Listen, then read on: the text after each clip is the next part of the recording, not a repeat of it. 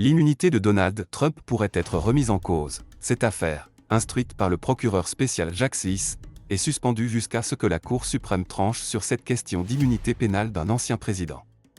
La défense du républicain présente une telle immunité comme indispensable au président pour remplir correctement ses fonctions, et souligne qu'aucun prédécesseur de Donald Trump n'a été poursuivi pénalement.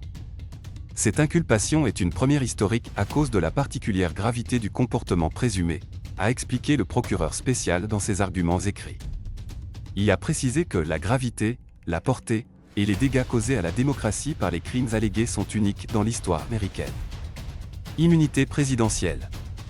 Que peut donc couvrir l'immunité présidentielle?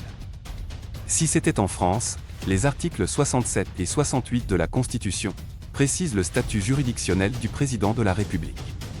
L'article 67 indique que le chef de l'État n'est pas responsable des actes accomplis en cette qualité, et qu'il ne peut, durant son mandat et devant aucune juridiction ou autorité administrative française, être requis de témoigner ou faire l'objet d'une action, d'un acte d'information, d'instruction ou de poursuite.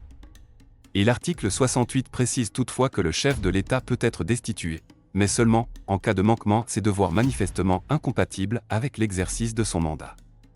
Par exemple, folie, mauvaise image de la fonction, trahison, etc. Dans ce cas, si c'était en France, Donald Trump pourrait être condamné pour haute trahison. Les juristes sont certains de ce fait. L'immense majorité des experts juridiques aux États-Unis prédit à Donald Trump un échec cuisant, comme en première instance puis en appel, malgré la majorité conservatrice de la Cour suprême, dont il a nommé 3 des 9 membres. De son côté, Stephen Schwinn, professeur de droit constitutionnel à l'Université de l'Illinois à Chicago, a indiqué à l'AFP s'attendre à une décision majoritaire, et peut-être unanime, contre Donald Trump. Mais même si la Cour administre à Trump une défaite décisive et sans appel, je pense que l'accusation aura fort à faire pour parvenir au procès avant l'élection, a-t-il précisé. L'immunité des présidents, surtout après l'exercice de leurs fonctions, est une question d'actualité en Afrique aussi. C'est le cas en Guinée au procès des massacres du 28 septembre 2009 au cours duquel est jugé l'ancien chef de l'État, Dadi Camara.